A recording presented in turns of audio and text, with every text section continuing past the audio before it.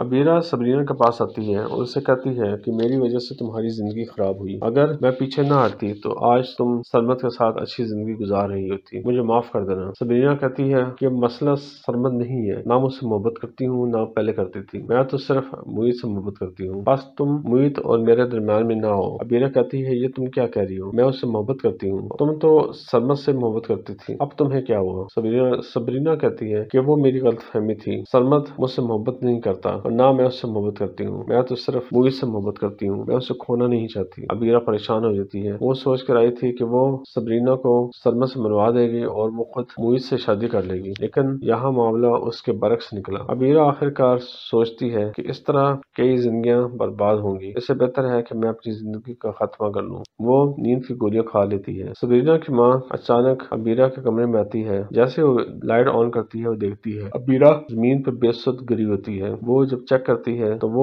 बेहोश हुई होती है। उसकी समझ नहीं आता कि वो बेहोश है या नहीं। वो चीखें मारती हुई वहां से निकलती है कमरे से और जाकर सबको बताती है कि अबीरा को पता नहीं क्या हो गया है। उस टाइम मुईत वहां पे होता है। मुईत उसकी बात सुन लेता है। मुईत थोड़ा थोड़ा आता है और वो सबको बताता है कि अबीरा को कुछ हो गया है। सारे उसके कमरे की तरफ लपकते हैं। जैसे वो जाकर देखते हैं अबीरा बेसुध पड़ी होती है। उसके पास एक शीशी पड़ी होती है। जैसे वो शीशी को देखते हैं नींद की गोलियां होती हैं। उसे फौरन अस्पताल पहुंचाया जाता है।